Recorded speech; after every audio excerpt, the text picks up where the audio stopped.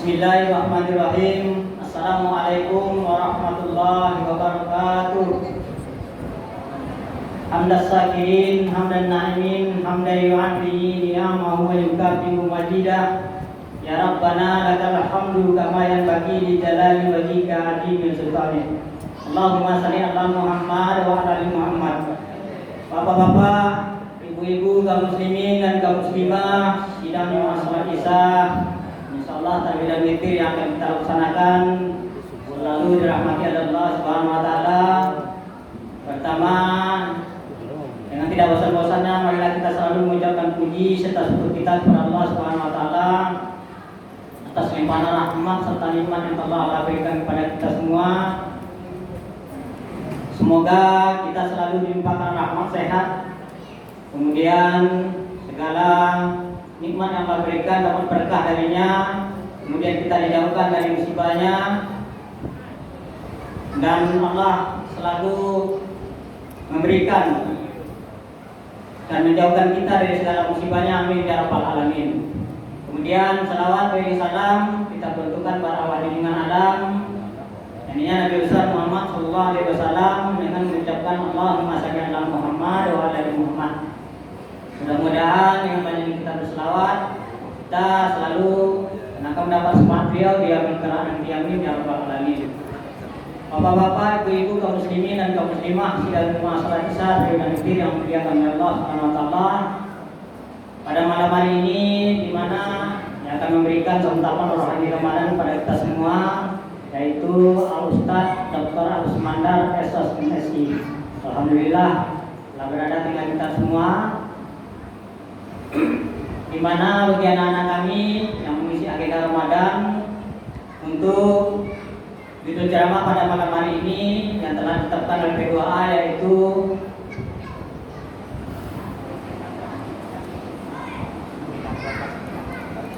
membina keluarga sakinah. Membina keluarga sakinah. Jadi bagi anak-anak kami yang mengisi agenda Ramadan dapat mencatat, yaitu judul ceramah Ustaz pada malam hari ini yaitu membina keluarga sakinah. Kami tadi datang bila Ustaznya hadir udah gitu, karena Ustaznya adalah orang-orang yang sibuk di pemerintahan, karena beliau adalah asisten administrasi dan umum, dikenal dengan asisten Tigo. Jadi bapak-bapak dan ibu mungkin yang mengenal nama Dr. Agus Mandar SOS MSI, ini orang beliau, yaitu Ustaz pada malam hari ini akan menyampaikan tausiah pada awal bersama. Jadi oleh karena itu, untuk mempersingkat waktu kepada Ustaz, kami persilakan dengan segala hormat. Dipersilakan.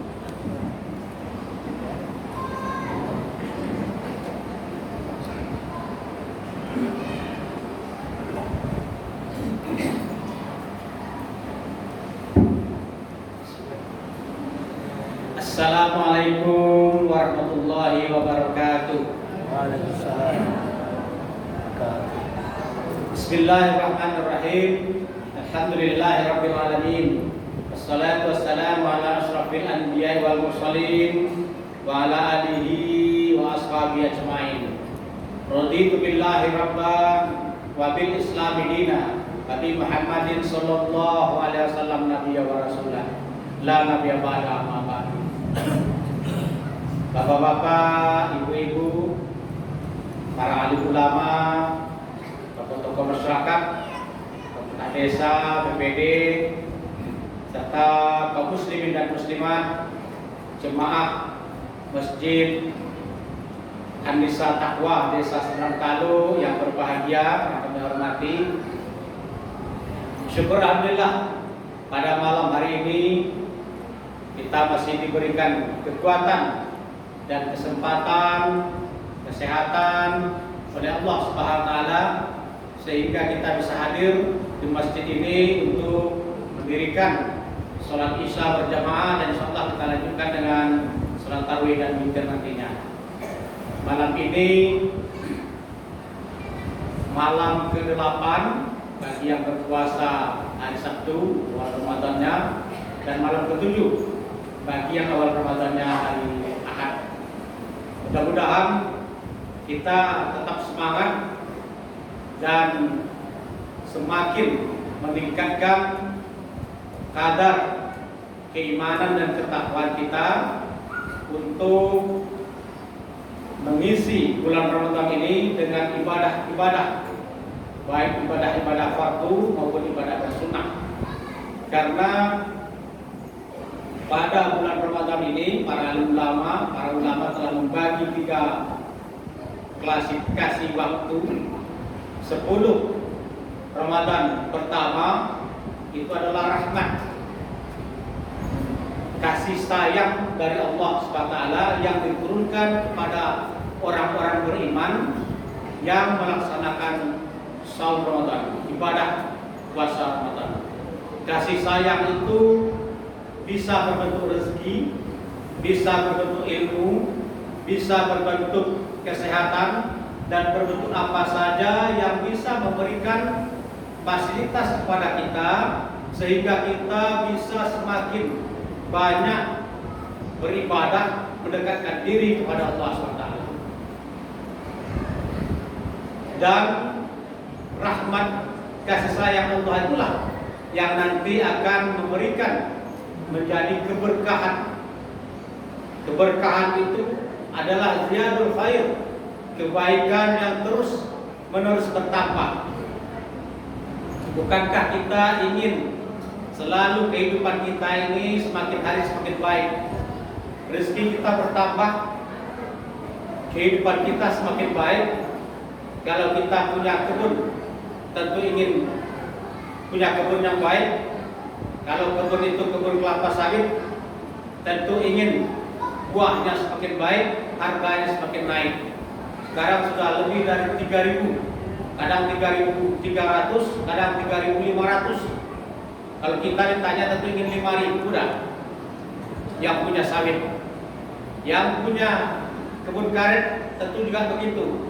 Alhamdulillah kalau di Afkar Kursi itu sudah di atas 12.000 terus. Mudah-mudahan semakin naik 15.000 sampai 20.000. Kalau yang punya kolam ikan, ikannya semakin naik, sekarang sudah 27.000 sekilo orang ambil ke kolam. Nah, mudah-mudahan semakin memberikan rezeki yang baik pada kita. Yang punya sawah ladang, mudah-mudahan padinya selamat sehingga kita bisa swasembada beras di negeri kita itu pada sebatas ini. Inilah rezeki kasih sayang Allah Subhanahu wa taala. Dan ini harus kita rebut. Waktunya hanya 10 Ramadan pertama. Karena begitu 10 Ramadan kedua, kita memasuki fase babak yang lain lagi, yaitu hari-hari atau malam-malam maghfirah, pengampunan dari Allah SWT. Setelah Allah memberikan kasih sayang rahmatnya berupa rezeki yang sangat baik, yang banyak dan cukup kepada kita, yang apabila kita gunakan rezeki itu untuk semakin mendekatkan diri kepada Allah SWT, kita beribadah, maka 10 Ramadan berikutnya adalah maghfirah, hari-hari dan malam-malam ampunan yang diberikan oleh Allah SWT kepada kita. Ampunan dari dosa-dosa kita yang telah kita lakukan, dosa-dosa yang sengaja dan tidak sengaja pada masa lampau, pada masa sekarang, dan tentu saja pada masa datang. Tak ada kita yang tak berdosa. Mulai dari bangun tidur, kita mulai beraktivitas, dosa-dosa itu selalu mengikuti kita. Kalau sekarang bangun tidur, bapak-bapak, ibu-ibu, terjago apa yang dicari dulu? HP lah. Padahal aku lah guna HP lah, nengok status apa malam ini medsos ya. Padahal Rasul sudah memberikan tuntunan. Begitu kita terbangun, kita pertama adalah berdoa. Alhamdulillahillazi ahyana ba'dama amatana wa ilaihin nusur. Nah itu. Kemudian kita berwudu dan dianjurkan untuk sholat minimal 2 rakaat. Itulah tuntunan Islam. Nah, 10 Ramadan yang kedua ini kita dianjurkan untuk banyak-banyak minta ampun supaya Allah SWT mengampuni dosa-dosa kita, sehingga dengan diampuni dosa-dosa kita nanti kita bisa menjadi orang-orang yang la'allakum tattaqun, orang-orang bertakwa.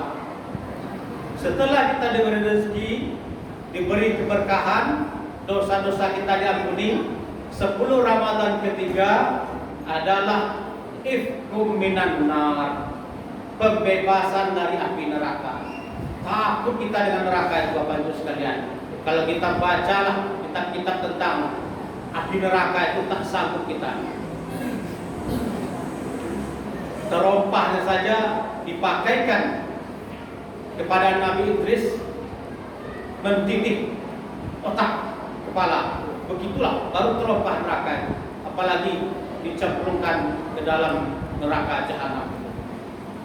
10 Ramadan terakhir inilah Allah Subhanahu wa taala memberikan fasilitas kita untuk kita meminta kepada Allah agar kita terhindar dari siksa neraka.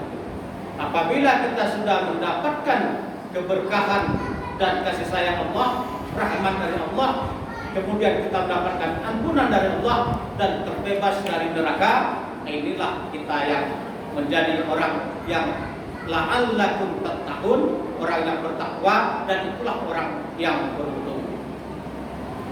Wasyari'u ila maghfiratin min rabbikum wa jannatin 'arduhas samawati wal ardh uiddat lil muttaqin. Dan bersegeralah kamu menuju ampunan Allah dan surga yang luasnya seluas langit dan bumi yang disediakan untuk orang-orang yang bertakwa. Mudah-mudahan kita termasuk golongan itu. Salam dan salam semoga senantiasa tercurah kepada yang mulia baginda Rasulullah sallallahu alaihi wasallam dengan ucapan Allahumma sholli ala Muhammad wa ala ali Muhammad. Mudah-mudahan dengan semakin banyak kita berselawat kepada Rasulullah sallallahu alaihi wasallam, ini akan menambah kecintaan kita kepada Rasulullah, menambah kecintaan kita kepada keluarga-keluarga Rasulullah, para sahabat-sahabat Rasulullah, para tabi'in, para tabi'ut tabi'in, para salafus saleh, dan orang-orang yang mengikuti sunnah-sunnah Rasulullah, para habaib, para ulama, dan kita umat Islam sampai dengan akhir zaman. Mudah-mudahan dengan semakin meningkatnya kecintaan kita pada Rasulullah, maka semakin meningkat pula semangat kita untuk mengamalkan sunnah-sunnah Rasulullah SAW. Dan semakin meningkat kita mengamalkan sunnah-sunnah Rasulullah, kita berharap kepada Allah SWT dan kepada Rasulullah SAW agar kelak di yaumil mahsyar kita mendapatkan syafaat dari Rasulullah SAW. Tak ada syafaat yang kita harapkan, hanya ada beberapa syafaat yang memang disediakan oleh Allah Subhanahu wa taala. Di yaumil mahsyar itu kita sangat membutuhkan syafaat Rasulullah. Ketika malaikat Jibril meniup sangkakala trompet pertama, maka alam ini bergoncang dengan sedah-sedahnya. Seluruh makhluk hidup mati, kita manusia seperti kapas penerbangan, planet-planet berbenturan, itulah dia kiamat. Kemudian pada tiupan sangkakala yang kedua itu kita dibangkitkan. Seluruh manusia itu hancur tulang belulangnya, tetapi ada satu yang tidak hancur, yaitu tulang sulbi yang berada di tulang ekornya. Dan di mana tulang itu terbenamnya, di situlah kita berbangkit. Dan seluruh kita akan dihalau, diarahkan kepada suatu tempat yang disebut dengan padang mahsyar. Di sanalah kita berkumpul berpuluh-puluh ribu tahun. Masing-masing kita tak sama kondisinya. Matahari hanya sejengkalan kepala, panasnya luar biasa, keringat bercucuran, ada yang sampai di mata kaki, ada yang sampai lutut, ada yang sebahu, ada yang sepinggang, bahkan ada yang tenggelam berenang di dalam keringatnya, tergantung dari amal ibadahnya. Hausnya, dahaganya, laparnya luar biasa. Orang-orang yang berselawat, yang rajin ketika hidupnya di dunia berselawat kepada Rasulullah SAW, maka di sana disediakan suatu telaga atau haud yang disebut dengan telaga Kausar. Telaga Kausar itu adalah telaga yang airnya mengalir dari surga Jannatul Firdaus yang mengalir ke telaga Rasulullah. Karena semua nabi itu punya telaga dan masing-masing umat mencari nabinya. Dan mudah-mudahan kita berada di bawah panji-panji Rasulullah SAW. Karena nanti yang berada di bawah panji-panji Rasulullah itulah akan diberi minum dari telaga Rasulullah. Orang yang sudah mendapat minum dari telaga Rasulullah, maka akan hilanglah haus dan dahaga selama-lamanya. Itulah yang kita inginkan. Maka dengan berselawat, mudah-mudahan kita mendapatkan syafaat dari Rasulullah SAW. Bapak Ibu kaum muslimin dan muslimat, jemaah Masjid An-Nisa Taqwa yang berbahagia, malam ini kami memang ditugaskan untuk memberikan tausiah Ramadan dengan judul Membina Keluarga Sakinah.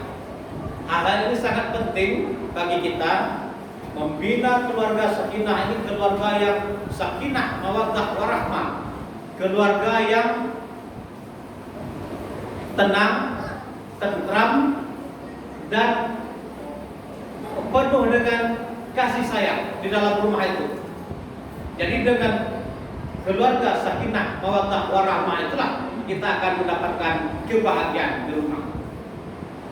Karena kebahagiaan itu memang tidaklah semata-mata ditentukan oleh materi saja, tetapi ditentukan oleh suasana yang ada di dalam rumah itu. Kami para bapak-bapak ini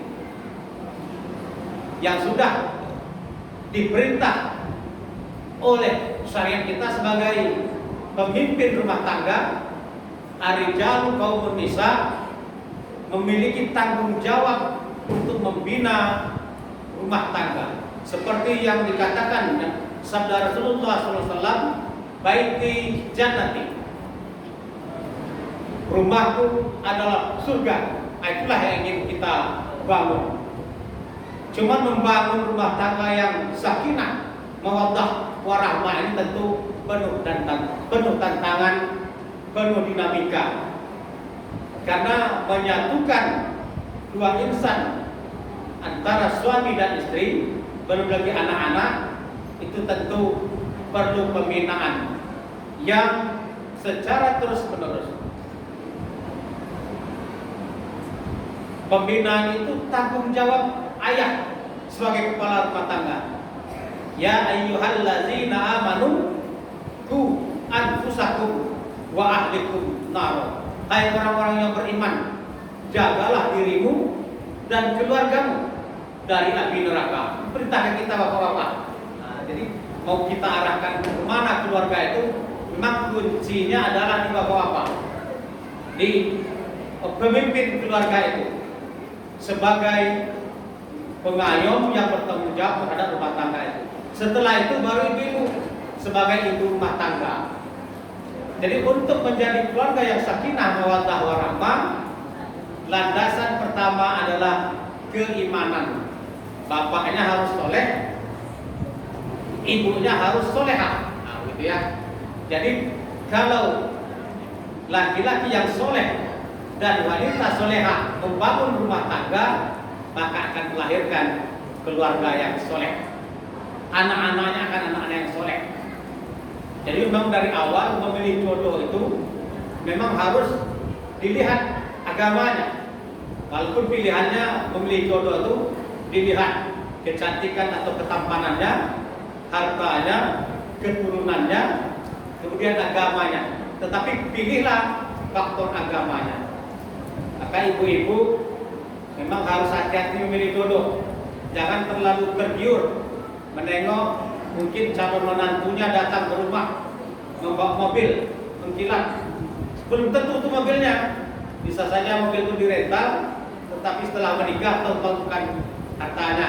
Jadi memang agama inilah yang menjadi pokok pangkal dalam membangun keluarga. Dalam Al-Quran itu banyak sekali dicontohkan. Minimal ada 3 contoh keluarga yang diceritakan dalam Al-Quran. Pertama, keluarga Fir'aun. Pertama, keluarga Nabi Nuh. Nabi Nuh itu ayahnya orang soleh, Nabi Nuh itu orang nabi dan rasul yang membawa syariat. Tetapi istrinya adalah orang kafir, namanya Walaqah. Ketika banjir Nabi Nuh terjadi, Nabi Nuh dengan orang-orang beriman sudah masuk kapal, istrinya dan anaknya yang bernama Kan'an tak mau naik kapal, akhirnya mati tenggelam. Itulah contoh keluarga yang ayahnya soleh tapi istrinya durhaka. Kemudian contoh yang kedua, keluarga Fir'aun. Suaminya atau ayahnya, suaminya, pemimpin keluarganya orang kafir, durhaka, tetapi istrinya adalah wanita soleha. Fir'aun itu nama istrinya adalah Asia. Asia yang mengangkat Nabi Musa sebagai anak angkatnya. Asia itu adalah orang yang beriman kepada Allah. Fir'aun laknatullah adalah penguasa yang sombong dan mengaku sebagai Tuhan, maka ditenggelamkan di Laut Merah oleh Allah SWT. Sampai-sampai Asia ini berdoa, Ya Rabbi, Ya Rabbku, dirikanlah rumah di sisimu dalam surga untukku, dan selamatkanlah aku dari Fir'aun. Itu bunyinya, selamatkanlah dari suaminya, ya. Nah, kalau ada orang seorang tondoko yang berdoa seperti itu, selamatkan dari suaminya, ya, akhirnya ya. Maka inilah contoh keluarga yang suaminya orang durhaka, orang fasik, orang kafir, tapi istrinya adalah wanita soleh. Dan yang ketiga, kita contoh suaminya atau ayah adalah beriman kepada Allah, istri dan anaknya beriman kepada Allah. Itulah dia keluarga Nabi Ibrahim, keluarga Nabi Muhammad juga, dan keluarga para sahabat juga seperti itu. Keluarga Ali bin Abi Thalib dan Fatimah Az-Zahra juga seperti itu. Ali bin Abi Thalib itu termasuk salah seorang sahabat yang kehidupan ekonominya tidak terlalu baik, tidak terlalu kaya. Suatu ketika Fatimah Az-Zahra itu ketika mengandung Hasan bin Ali itu mengidam buah delima yang masak, minta belikan sama suaminya bernama Ali. Ali ini dia tidak ada uang yang tersedia, maka dia bekerja dulu, bekerja dengan orang Yahudi membuat menggiling gandum. Setelah bekerja barulah ke pasar. Istrinya minta belikan buah delima. Karena sudah bekerja siang hari ke pasar, tak ada lagi orang berjualan buah delima itu. Dicari sampai ke sudut-sudut pasar, maka bertemulah, jumpalah buah delima itu, dibelilah oleh Ali dengan harapan sampai ke rumah nanti akan senang istrinya mendapat buah delima itu. Sampai di tengah jalan ada pengemis yang minta kepada Ali ini, tak lama tak makan, ya. Maka Ali karena dia orang soleh, diberinya lah buah delima itu, sehingga tidak membawa apa-apa. Dengan rasa khawatir istrinya marah, tidak ada membawa buah delima, Ali pulang. Tetapi sampai di rumah, setelah berjumpa dengan istrinya, menyampaikan bahwa buah delima itu sudah dikasihkan dengan pengemis yang memang kelaparan. Apakah Fatimah marah? Ternyata tidak. Itulah kelebihan suami orang soleh, istrinya soleha. Fatimah hanya tersenyum karena ternyata di rumahnya juga sudah terhidang makanan dan buah delima. Itulah kelebihan kalau keluarga itu keluarga yang soleh, keluarga yang beriman kepada Allah, keluarga yang senantiasa bersedekah, keluarga yang berbuat baik, maka insya Allah akan memberikan rezeki yang tak disangka-sangka. Inilah maka yang akan kita ciptakan, yang akan kita bangun di rumah tangga kita masing-masing, tentu adalah keluarga yang sakinah, mawaddah, warahmah. Contoh teladannya adalah suami atau ayah, kemudian ibunya adalah istrinya atau ibu adalah ibu rumah tangga yang menyiapkan seluruh yang dibutuhkan di rumah itu, makanan, pakaian dan sebagainya. Kemudian anak-anaknya adalah anak yang soleh yang harus diajarkan akhlak, syariat, ibadah sesuai dengan ajaran agama Islam. Kalau masing-masing kita sudah seperti itu, rumah tangga kita sudah menjadi rumah tangga sakinah mawaddah warahmah, maka insya Allah negeri ini akan menjadi negeri yang baldatun thayyibatun wa rabbun ghafur. Itulah yang kita tuju. Negeri yang baldatun thayyibatun wa rabbun ghafur. Dan itulah yang di dalam Al-Quran dikatakan ulaika ala hudam min rabbihim wa ulaika humul muflihun.